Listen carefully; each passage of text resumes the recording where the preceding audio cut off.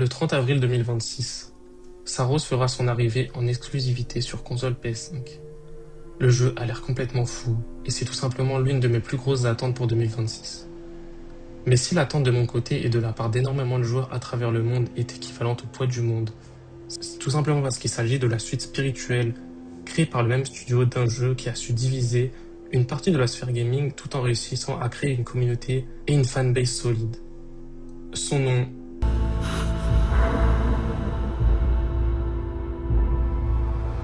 Returnal est sorti en 2021 en exclusivité temporaire PS5, avant de sortir sur PC.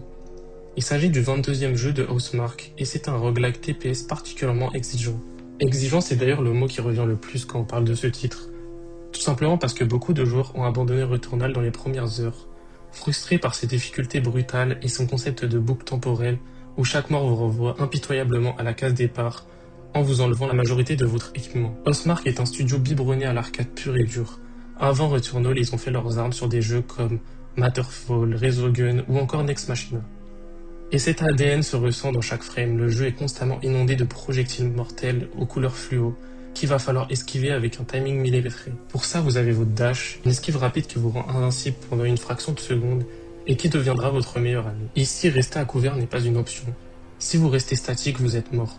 Vous devez être agressif, toujours en mouvement, utiliser le décor en votre faveur et maîtriser le rechargement actif de vos armes en ayant un timing parfait. Mais Returnal, ce n'est pas qu'un simple défouloir nerveux.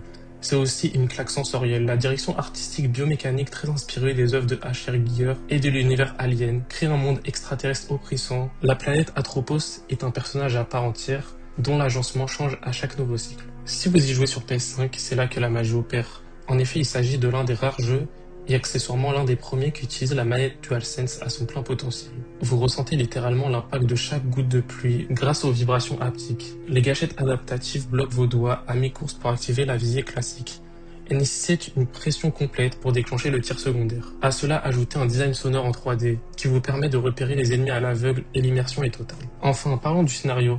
Contrairement à la majorité des roguelikes où le scénario est secondaire, Returnal intègre la mort au cœur de sa narration. Vous incarnez Selene, une astronaute isolée, en explorant les ruines de cette civilisation alien.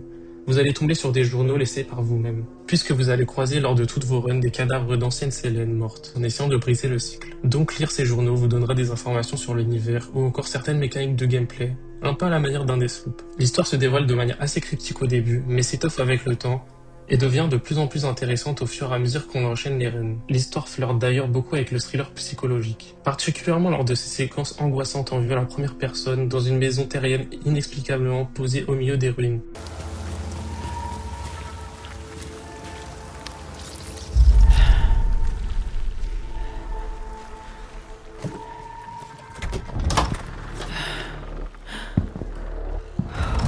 On avance pour survivre, mais surtout pour percer le mystère de ces boucles infernales et des traumatismes de Selene. En conclusion, Returnal est un jeu qui vous prendra jamais par la main. C'est un jeu qui possède un gameplay tellement riche et jouissif qui vous donnera bien du mal à vous faire lâcher la manette de vos mains. Donc si vous aimez les roguelikes, ou si Saros vous a fait ne serait-ce qu'un petit peu d'œil, jouez à Returnal.